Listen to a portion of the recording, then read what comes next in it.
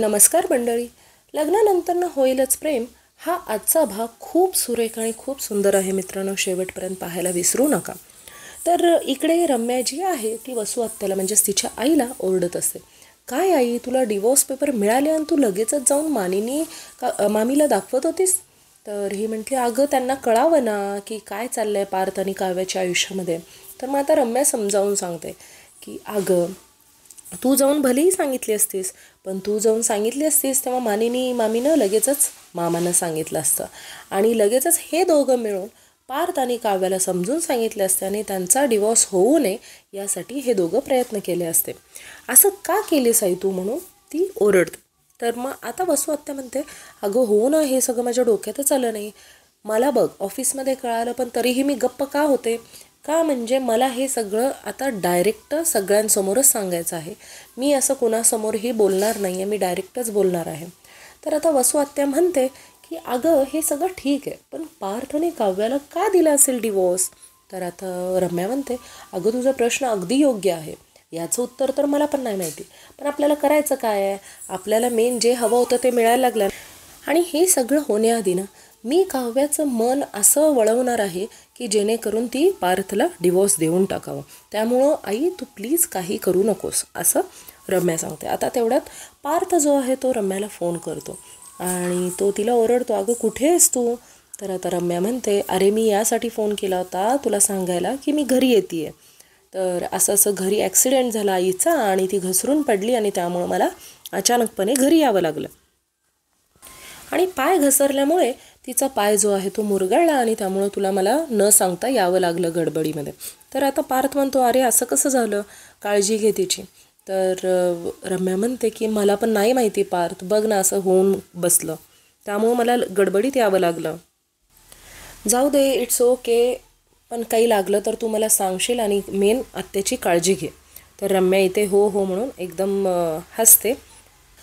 तर आता वसू आत्या म्हणते की अगं तू पार्थला इतकं सहजासहजी असं गोळ्यात येईल असं समजू नकोस, वेळ लागेल त्याला.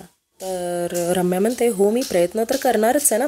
तर असं वसू आत्या म्हणते की बरं ठीक आहे, कुणाला संशय येण्याच्या आधी तू हे डायवॉर्स पेपर जे आहेत ते काव्याच्या रूममध्ये नेऊन ठेव. तर आता रम्या म्हणते, हो ते तर आहे, आपल्याला हे डायवॉर्स पेपर ठेवावे तर लागतीलच आणि हे ठेवता ठेवता मी काव्याचं मन कसं न कळत डिवोर्स पेपरवर सही करायला भाग पडते. तर आता इथे रम्या म्हणते की काव्या लवकरच आता तुझी जागा मी घेणार आहे बरं का. तर आता ही म्हणते वसू आत्या की ते जागेचं नाही माहिती, घेशील तू लवकर, पण पहिला जाऊन हे पेपर त्या जागेवर ठेव, नाहीतर आपण पकडले जाऊ. तर रम्या म्हणते, अगं थांब बघूया तरी, आणि ती पेपर्स काढते आणि सगळ्या पेपर्सचे फोटोज काढते. आणि वसू आत्याला म्हणते की ही पेपर्स जे आहेत फोटोज आपल्याला कधीही कुठे वापरता येईल सांगता येत नाही. आणि आता वसू आत्या म्हणते, अरे वा हुशार आहेस की गं. वसू आत्या म्हणते की फारच हुशार झाली आहेस अगं रम्या तू. तर इकडे रम्या म्हणते की अगं तुझ्यामुळेच हुशार झाली आहे मी, आणि दोघी एकमेकांना टाळ्या देऊन हसायला लागतात. तर आता इथे जीवा जो आहे तो रूममध्ये खूप खुश असतो, संध्याकाळी झालेले असते आणि तो तयार होत असतो. तर इथे मानिनी जी आहे रूमच्या बाहेर जात असते आणि तो जीवा खूप खुश असतो म्हणून ती आतमध्ये येते आणि ती म्हणते, काय आज खूप खुश आहे स्वारी, तर गाणं वगैरे अगदी म्हणतोयस? तर जीवा म्हणतो, हो अगं असंच. तर काय स्वप्न रंगवत आहेत जीवा देशमुख? तर हा म्हणतो की अगं काही नाही, काही स्वप्न वगैरे रंगवत नव्हतो, असंच गाऊ वाटलं म्हणून गात होतो. तर आता मानिनी म्हणते, अरे रंगव की स्वप्न, कोण नको म्हणतंय, पण कुठे निघाली आहे स्वारी? तर आता इथे जीवा सांगतो की अगं नंदिनीला मी बाहेर घेऊन जात आहे. तर मानिनी म्हणते, अरे वा. तर परत जीवा म्हणतो की अगं मी नाही, ती मला घेऊन जाते बाहेर जेवायला, डिनर करायला. तर मानिनी म्हणते, अरे तरीसुद्धा अरे वा, चांगली प्रगती केली आहेस की जीवा. जीवा म्हणतो की प्रत्येक वेळेला ती काही ना काही म्हणत असते आणि मी तिला कधीच होकार नाही दिला, पण या वेळेला मी नाही म्हटलं नाही आई.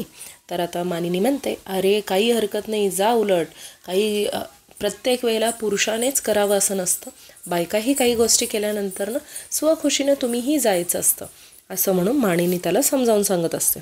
आणि कधीतरी पुरुषांना असं वाटू शकतं ना की आपल्यालाही कधी फुलं मिळावी आणि आपण ही गाडी न चालवता बाजूला बसून खिडकीच्या बाहेर बघायचं, हे सगळं असं पुरुषांनाही वाटत असेल ना, त्यामुळं काही हरकत नाही, मस्त एन्जॉय करा असं ती जीवाला सांगते. तर आता जीवा म्हणतो, अगं नवऱ्यालाच नाही, प्रत्येक पुरुषांना वाटतं की आपल्याला पॅम्परिंग व्हावं. मग ते लाड आईने करू दे किंवा बहिणीने करू दे किंवा मैत्रिणीने करू दे. तर आता मानिनी म्हणते, म्हणजे मैत्रीण घेऊन जाते का तुला बाहेर फिरायला? तर कुठे आहे नंदिनी असंही विचारते ते. तर आता जीवा म्हणतो, अगं ती बाथरूममध्ये रेडी होती आहे. तर मानिनी म्हणते की वेळेवर रेडी हो बरं का, कारण जरा उशीर झाला ना तर बघ ती तुझ्यावर पलटेल. तर मग जीवा म्हणतो, म्हणजे बाबांचं आणि तुझं भरपूर वेळा झालं वाटतं असं. तर मानिनी त्याला मारते लाडानं. तर आता मानिनी म्हणते की मला खूप आनंद झाला की तुझा आणि नंदिनीचा संसार फायनली एका वाटेवर येत आहे. उगीच वसू आत्या जी आहे तुझी, त्यांनी बोललं की या लोकांच्या संसारामध्ये काहीतरी वादळ येत आहे. आणि हे ऐकून जीवा पुरता शॉक होतो. तर आता जीवा विचारतो, काय बोलली? तर मानिनी म्हणते, अरे तू लक्ष देऊ नको, तुला माहिती आहे ना आपली आत्या कशी आहे, तुम्ही जा आणि एन्जॉय करा असं म्हणून मानिनी रूमच्या बाहेर जातो. तर इकडे जीवा खुश असतो आणि तो खाली ठेवलेला जो रुमाल आहे तो रुमाल तो हातामध्ये घेतो आणि त्याच्या खाली एक बॉक्स असतं दोऱ्यांचा आणि त्याला ते लग्नानंतरचं सीन आठवतं, जेव्हा त्याचं बटन जे आहे ते नंदिनीने फिक्स केलेलं असतं.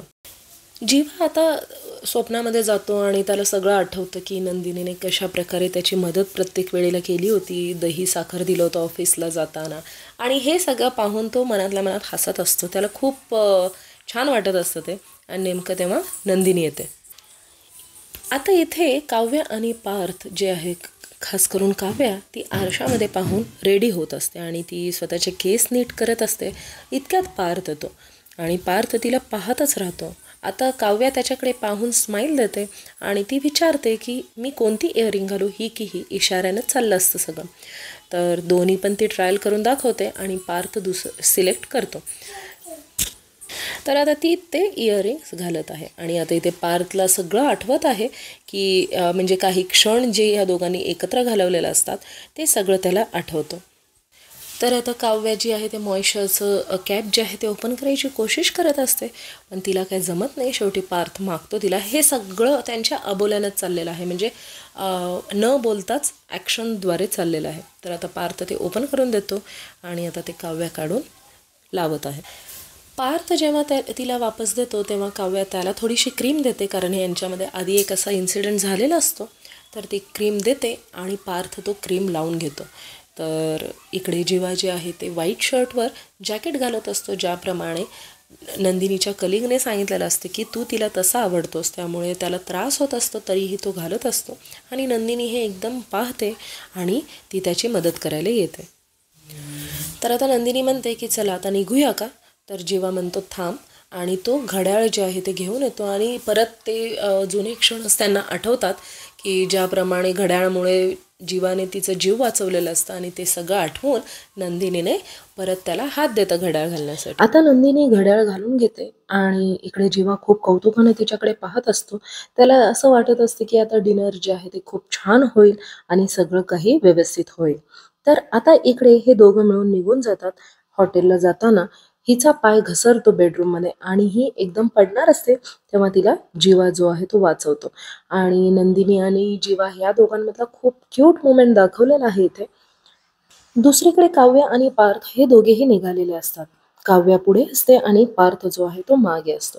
इकडे काव्या खूप खुश असते आणि जीवाही खुश असतो, कारण त्या दोघांनाही असं वाटत असते की आता सगळं व्यवस्थित होणार आहे. पण आता ट्विस्ट नंतर येणार आहे मित्रांनो, शेवटपर्यंत पहा. इकडे मानिनी आणि विक्रम बोलत बसलेले असतात, तेव्हा विक्रम तिला विचारतो की अगं आज काय पोरं कमी होती? तर मानिनी म्हणते की अहो आज कुणीही नाहीये घरात, मिथुन भाऊजी जे आहेत ते लग्नाला गेलेत आणि त्यांच्यासोबत त्यांची मुलगी आणि त्यांची बायकोही गेली आहे, रम्या पार्टी करायला गेली आहे मुलींसोबत, आणि आपले मुलं कुठे आहेत असं विक्रम विचारतो. तेव्हा मानिनी म्हणते आपले घोडे की नाही तळ्यावर गेलेत पाणी प्यायला. आणि असं म्हटलं विक्रम एकदम शॉक होतो आणि म्हणतो काय, बरं झाले की, छान झाले की, असं म्हणून ते दोघं म्हणतात. आणि विक्रम म्हणतो अगं मग तू मटर पलावचं घाट का घातलीस आपल्या दोघांसाठी? आपणही दोघं कुठेतरी फिरायला गेलो असतो ना, मस्तपैकी एन्जॉय केलो असतो ना आपण पण. तर आता मानिनी म्हणते विसरलात वाटतं, वय काय आहे तुमचं? आता विक्रम म्हणतो की अगं मी तर अजून 16वं पण संपलेलं नाहीये, 16व्या वर्षी धोक्याचं असतं म्हणतात. मानिनी म्हणते तर विक्रम म्हणतो की अगं 16वं वर्ष तर मोक्याचं पण म्हणतात. आणि तेवढ्यात साठे गुरुजींचा फोन येतो आणि साठे गुरुजी म्हणतात, हे बघ मानिनी, मी तुला जे सांगितलं होतं ना पूजेबद्दल, की आपल्याला एक पूजा करावी लागणार आहे, तर त्याचा मुहूर्त उद्याच असणार आहे आणि मी सगळं सामानाची यादी पाठवतो, तू मात्र सगळं पूजेसाठी रेडी ठेव. मानिनी इकडे विचारते की अचानक का तुम्ही उद्याचाच घाट घालताय? तर गुरुजी म्हणतात, मी फक्त सांगतो तेवढं कर. तर विक्रम म्हणतो की अगं सगळं हो हो काय म्हणतेस, त्यांना विचार, मीटिंग्स वगैरे असू शकतात ना, मुलांना विचारून सांगते असं बोल. तर आता मानिनी म्हणते गुरुजींना की गुरुजी उद्या काही पोरांचे मीटिंग्स वगैरे असू शकतात ना, तर मी त्यांना बोलून तुम्हाला मी सांगते. तर आता गुरुजी म्हणतात अजिबात नाही, उद्या कोर्ट मीटिंग्स वगैरे सगळं काही पण असेल, सगळं पोस्टपोन करायचं, पहिल्या सकाळ सकाळी पूजा करायची आणि त्यानंतर ना काय आहे ते काम करा. उद्याचा एकच मुहूर्त आहे. आणि आता इथे मानिनी एकदम विचारात येते, तिला टेन्शन यायला लागतं की अचानक साठे गुरुजींनी असं का बोललं असेल आणि उद्याचाच मुहूर्त का असेल, दुसरा मुहूर्त मिळाला नसेल का, आणि एवढी गडबड कधीच करत नाहीत गुरुजी आणि आजच इतकी गडबड का करतायत गुरुजी, असंही मानिनी म्हणते. आता इथे विक्रम म्हणतो की अगं तुझं आपलं नेहमीच आहे, जेव्हाही गुरुजींचा फोन येतो तू आपली सतत चिंतेत असते, टेन्शन असते, तुला ना एक भोंगाच लागतो, एवढं विचार करू नकोस. तर मानिनी म्हणते असं कसं विचार नाही करायचं, ते कधीही बोलतात ते खरंच बोलतात आणि त्यांनी चिंतेसारखं कारण नाही बोललेत, पण तरी पण मला थोडीशी भीती वाटणारच आहे. हे या दोघांचं डिस्कशन होतं. इकडे जीवा जे आहे ते नंदिनीला म्हणत असतो की नंदिनी, खूप छान जेवण होतं बरं का, मला खूप आवडलं आणि खूप आवडलं, खूप दिवसातून मी तुला हसताना पाहतोय ना, मला खूप आवडलं. जीवा नंदिनीला म्हणतो की डिनर मस्त होतं ना, कॅन्डल लाईट डिनर तू प्लॅन केलं होतंस हे मला विश्वासच बसत नाहीये. तर आता नंदिनी म्हणते कधी कधी काही काही गोष्टी ज्या आहेत ना विश्वास बसण्याच्या पलीकडे होतात, अनपेक्षितपणे काही गोष्टी घडतात. तर आता जीवाला येतं टेन्शन, म्हणजे आता काय आहे, हिला काय बोलायचं आहे. आणि इथे पार्थला काव्या म्हणते की आज खूप मजा आली ना, म्हणजे एकीकडे आज तुम्ही माझ्या हातची साबुदाणा खिचडी नाही खाल्ली आणि दुसरीकडे तुम्ही मला लॉंग ड्राईव्हवर घेऊन आलं आणि मला छानपैकी खाऊ घातलं. आता काव्या म्हणते थँक्यू पार्थ, खरंच खूप थँक्यू, आणि मला खूप आनंद झाला आहे की तुमचा राग जो आहे तो आता गेलेला आहे. काव्या म्हणते की इतका अँग्री लुक छान नाही वाटत आहो तुम्हाला. काव्य म्हणते पार्थला की तुमचा असा लुक जो आहे ना रागीस, तो अजिबात तुम्हाला सूट होत नाही बरं का, आणि व्हाईट सॉस पास्तासाठी खूप खूप थँक्यू. तर आता पार्थ म्हणतो आवडलं ना तुम्हाला. तर मग काव्य म्हणते हो आवडलं ना. मग काव्य म्हणते की पण आज मी खूप दिवसानं तुम्हाला हसताना पाहते आणि ते मला सगळ्यात जास्त आवडलं पार्थ. आणि हे रेस्टॉरंटसुद्धा मला खूप आवडलं बरं का, म्हणजे ॲटलिस्ट आपल्याला शांतपणे बसून बोलता आलं, खाता आलं, खूप गप्पा मारता आल्या, तेही खूप दिवसाने मजा आली. इकडे मिथुन काका आणि मानिनी जे आहेत ते डिस्कशन करत असतात सामानाबद्दल, पूजेच्या सामानाबद्दल. मानिनी विचारते की तुम्ही भाऊजी नक्की घेऊन येचाल ना सगळं सामान. तर मिथुन म्हणतो की हां मी नक्की घेऊन येईन, माझे मित्र सगळे कामासाठी मलाच सांगतात कारण माझा हात खूप चांगला आहे, असंही तो मजाक मजाकमध्ये म्हणतो. तर मानिनी म्हणते बघा, मी आता तुम्ही जीवाला तर घेऊन जाऊ शकत नाही कारण जीवा तर खूप म्हणजे खूप लेट येईल आणि उद्या सकाळी त्यालाच पूजेला बसायचं ना, त्यामुळे मी अजिबात त्याला सोडणार नाही. काय आहे आहे ते तुमचं तुम्हाला जाऊन आणायचं, तुम्हाला काही प्रॉब्लेम नाही आहे ना भाऊजी. मिथून भाऊजी म्हणतात नाही मला काहीही प्रॉब्लेम नाही आहे, मी ए टू झेड सामान सकाळ सकाळी घेऊन येतो. तर आता इकडे वसवात्या येते आणि वसवात्या म्हणते काय रे तुमच्या दोघांचं काय अजून झोपला नाहीत, काय गप्पा चालले तुमच्या. तर आता वसूला म्हणतो मिथून की नाही अगं गप्पा नाही, आम्ही असं सहज पूजेची यादी जी आहे ना ते पाहत होतो. तर आता वसू म्हणते कसली पूजा, काय झालं. तर आता मिथून भाऊजी म्हणतात की अगं ते साठे गुरुजी आहेत ना त्यांनी सांगितलंय एक पूजा करायची आणि त्याचा मुहूर्त उद्याच आहे, त्याचं बोलत होतो आम्ही. इकडे आता जीवा जे आहे ते हिच्याशी बोलत असतो नंदिनीशी आणि तिला म्हणत असतो की मी खूप खुश आहे नंदिनी. आणि आता इथे वसू एकदम म्हणते की काय एवढं काय झालंय. तर मानिनी म्हणते काही नाही झालं, फक्त पूजा आहे. तर आता इकडे जेव्हा एकदम खुश असतो आणि नेमका वेटर येतो आणि म्हणते की तुम्हाला काही डेझर्ट हवंय का. आणि जीवा लगेच त्याच्या हातनं फाईल घेतो आणि म्हणतो मेनू घेऊन की तू नाही बाबा, आज मॅडमसाठी मी वेटर आहे. आणि तो डिमांड चालू करतो मालपुआ हवाय का सोनपापडी हवाय, काय हवंय तुम्हाला, असं म्हटल्यानंतर ना काय हवंय तुला तू सांग. तर इकडे नंदिनी क्लिअरली सांगते की मला डिवोर्स हवाय. तर इकडे एकदम हा शॉक होतो की ही डिवोर्स मागितली म्हणून, आणि तो शॉकने बसूनच जातो. आता इकडे 11:11 वाजलेले असतात मोबाईलमध्ये पाहून ही म्हणते काव्या, की "अहो खूप उशीर नाही झालाय आत्ता 11:11 वाजलेत आणि पार्थ तुम्ही विश मागा बरं." सगळं खरं होतं. तर आता तुम्हाला काय विश मागायचे ते बिनधास्त मागा, युनिव्हर्स तुम्हाला देईल. आणि लगेचच पार्थ म्हणतो, की "मला डिव्होर्स हवाय." आणि काव्या एकदम शटर्ड होते. तिला खूप टेन्शन येतं, की हे काय बोलतोय? तर आता पार्थ जो आहे ते तिला सांगतोय, की "तुम्ही खिचडी बनवणं, श्रीखंड बनवणं हे सगळं नका करू. हे सगळं टेम्पररी आहे. तुम्ही मनापासून करत नाहीयेत आणि त्यामुळं मला हे असं नातं नकोय आणि जर तुम्ही हे असं करत राहील तर मी तुमच्या प्रेमात पडेल. त्यामुळे मला डिव्होर्स हवाय." इकडे नंदिनी ही जीवाला सेम तसंच सांगते, की "मला नाही राहायचं तुमच्यासोबत. तुमचं हे जे वागणं आहे ते टेम्पररी असणार आहे आणि मला हे अशा नवऱ्यासोबत संसार नाही करायचा आहे. त्यामुळे प्लीज तुम्ही मला डिव्होर्स द्या." असं नंदिनीही बोलते. आणि आता जीवा आणि काव्या हे दोघं खूप टेन्शनमध्ये आहेत. त्यांना कळतच नाहीये, की हे सगळं काय झालं? कारण हे दोघंही दोघांनाही अपेक्षित नव्हतं. मित्रांनो, प्लीज माझ्या चॅनलला सबस्क्राईब